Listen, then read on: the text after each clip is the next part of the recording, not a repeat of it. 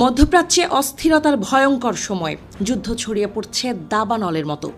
যে অস্থিরতার আশঙ্কা বিশ্ববাসী দীর্ঘদিন ধরে করছিল, তারই এক ভয়াবহ প্রতিফলন ঘটল পারস্য উপসাগরীয় দেশগুলোতে।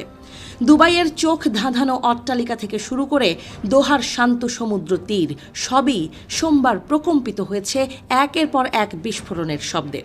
যুক্তরাষ্ট্র ও ইসরায়েলের উস্কানিমূলক হামলার জবাবে উপসাগরীয় দেশগুলোতে ক্ষেপণাস্ত্র ছুড়ছে ইরান।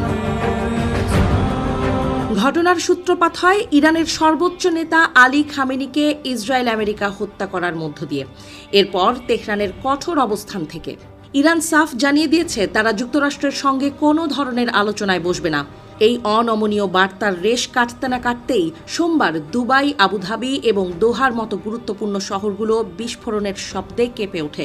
শুধু উপসাগরীয় দেশগুলোই নয়, ইরাকের এরবিল বিমানবন্দরের কাছেও বিকট শব্দ শোনা গেছে, যেখানে মার্কিন নেতৃত্বাধীন জোটের সৈন্যরা অবস্থান করছে।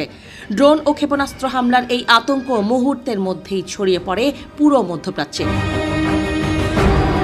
এমন পরিস্থিতিতে কুয়েতে অবস্থিত মার্কিন দূতাবাস থেকে জারি করা হয়েছে জরুরি সতর্কতা। মার্কিন নাগরিকদের উদ্দেশ্যে দেয়া বার্তায় বলা হয়েছে, ক্ষেপণাস্ত্র ও ড্রোন হামলার হুমকি এখনও বিদ্যমান। দূতাবাস কর্মীদের নিরাপদ স্থানে আশ্রয় নেওয়ার নির্দেশ দেওয়া হয়েছে এবং সাধারণ নাগরিকদের বলা হয়েছে যেন তারা বাড়ির সবচেয়ে নিরাপদ ও নিচু তলায় অবস্থান করেন। জানালা থেকে দূরে থাকা এবং ঘরের বাইরে না যাওয়ার জন্য কঠোর নির্দেশনা দেওয়া হয়েছে।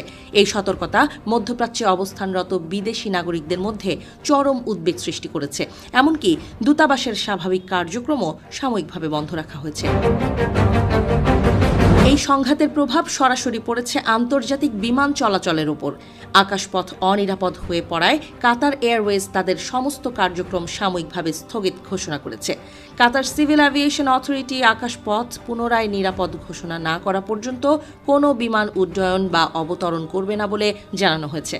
ভারতের আকাশা এয়ারও ৩ মার্চের জন্য আবুধাবি, দোহা, জেদ্দা, কুয়েত এবং রিয়াদগামী তাদের সমস্ত ফ্লাইট বাতিল করেছে। একের পর এক ফ্লাইট বাতিলের ফলে হাজার হাজার যাত্রী বিভিন্ন বিমানবন্দরে আটকা পড়েছেন, যা বিশ্বব্যাপী যাতায়াত ব্যবস্থায় এক বড় ধরনের বিশৃঙ্খলা সৃষ্টি করেছে। এদিকে মার্কিন প্রেসিডেন্ট ডোনাল্ড ট্রাম্পের পক্ষ থেকেও এসেছে কড়া হুঁশিয়ারি। তিনি জানিয়েছেন, লক্ষ্য অর্জিত না হওয়া পর্যন্ত ইরানের ওপর হামলা অব্যাহত থাকবে। ইসরায়েল ও যুক্তরাষ্ট্রের সঙ্গে ইরানের এই ত্রিমুখী উত্তেজনা এখন আর কেবল রাজনৈতিক বাকযুদ্ধে সীমাবদ্ধ নেই। তেহরানের পক্ষ থেকে যেভাবে সরাসরি উপসাগরীয় দেশগুলোকে লক্ষ্যবস্তু করা হয়েছে, তাতে স্পষ্ট যে এই অঞ্চলের নিরাপত্তা সমীকরণ দ্রুত বদলে যাচ্ছে। ভূরাজনৈতিক এই অস্থিরতা বিশ্ববাজারে জ্বালানি তেলের দাম থেকে শুরু করে আন্তর্জাতিক অর্থনীতিতে বড় ধরনের নেতিবাচক প্রভাব ফেলতে পারে বলে মনে করছেন বিশ্লেষকরা।